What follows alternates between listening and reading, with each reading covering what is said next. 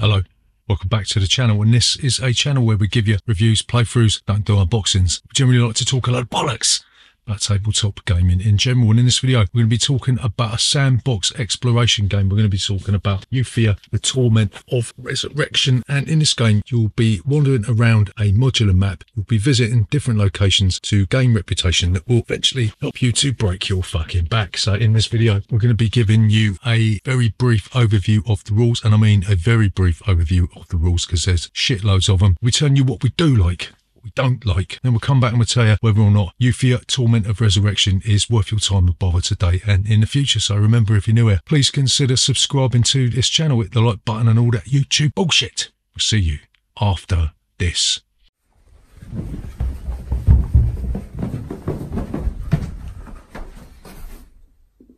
Bollocks. So Euthia Torment of Resurrection, how'd you play this game?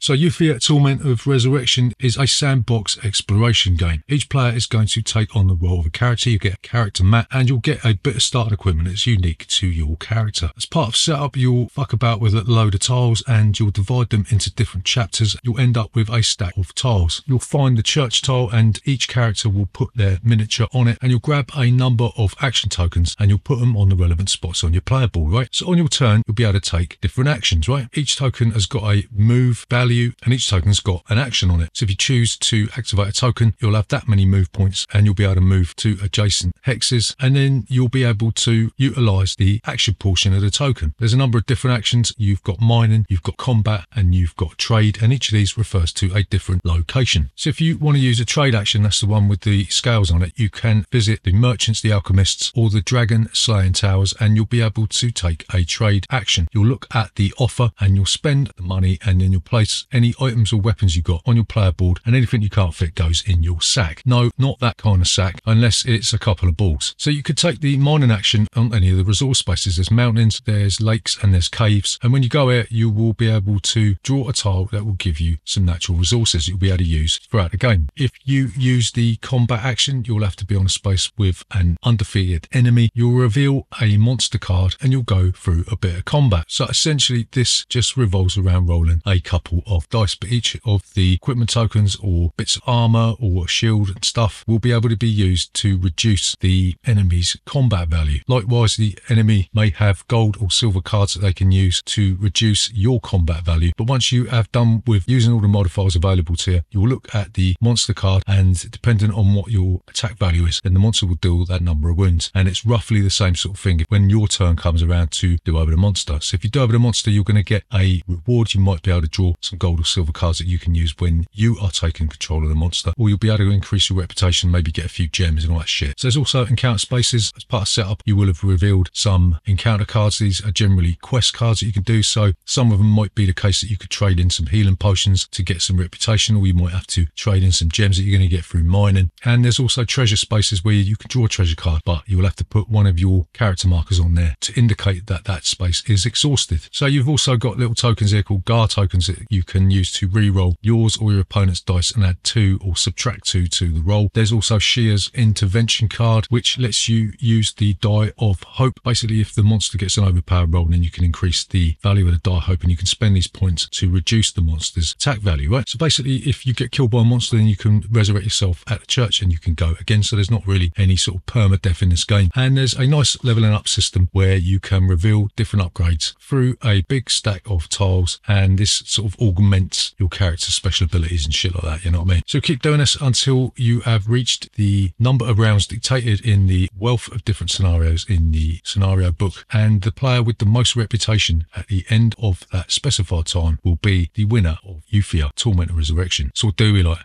about Euthia Torment of Resurrection? So the first thing that we really like about this game is that there is an immense wealth of options. I mean, the stack of equipment tiles that are available for trade and to buy is bigger than the fucking World Trade Center, yeah? If you add into this the wealth of cards that are available, it's just absolutely astonishing that somebody's actually sat down and created so many different ways to play this game, yeah? But I suppose that's what you expect from these Kickstarter behemoths these days, isn't it? So the second thing that we really like about this game is that the artwork on every single component game is extremely detailed and rich in variety. Yeah, this goes from the actual modular tiles all the way through to each individual equipment tile, and the miniatures are absolutely fantastic. You've got a nice little wash on them that sort of makes them stand out from the generic grey plastic shit that you expect to get in these Kickstarter games these days, right? They have pushed the boat out in terms of production quality in this one. So the final thing that we like about Euthia Torment of Resurrection is that when you set up the game, you're going to be dividing all the tiles into different chapters, and this means that the game gives you a fair chance to build up your character, to get more powerful items and weapons, then allows you to take on the level 2 and the level 3 monsters in a more balanced and fair manner, right? So you're not going to be wandering around the map thinking, shit, I can't take care of that level 3 monster because I've still got that shitty quarterstaff that I started the game with. I've still got that broken shield. It's up to you to build up your character before you take on these higher level challenges, and the game seems really well balanced. So what don't we like about Euthia Torment of Resurrection?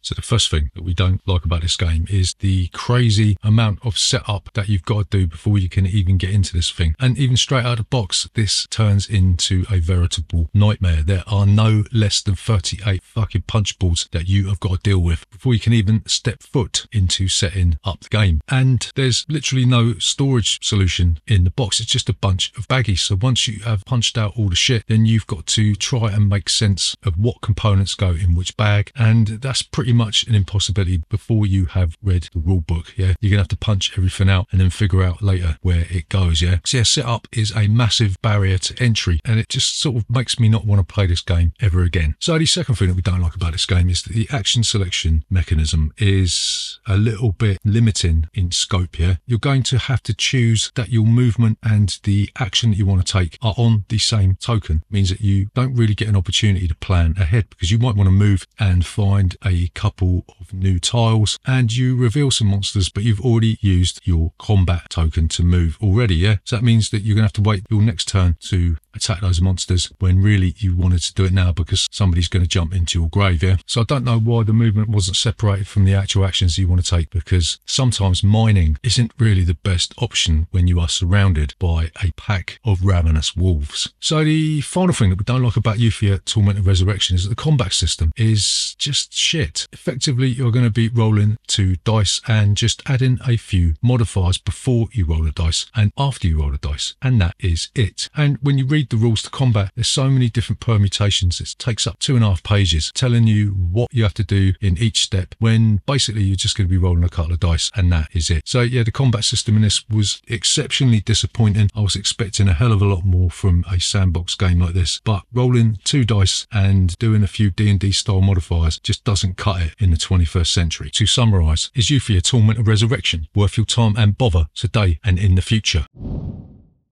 So we're going to say maybe, maybe not. Euthia Torment of Resurrection is a decent enough game that goes to great lengths to provide different options. In fact, maybe too many options. It does suffer from a setup headache, too much fiddly content and a lackluster combat system. And it's just simply a rehash of a lot of other games that have come before. There's not really anything in this game that is unique and different. If you're after a similar experience that is easier to digest, I would immediately suggest that you check out Mage Knight and Xia Legends of Adrift system if you're interested more in that sci-fi shit. Euthia Torment of Resurrection was just too fiddly, but it's the setup and the lackluster combat system that is the deal breaker for us. So there you go. That is Euthia Torment of Resurrection. Remember, if you're new here, please consider subscribing to this channel, hit the like button and all that YouTube bullshit.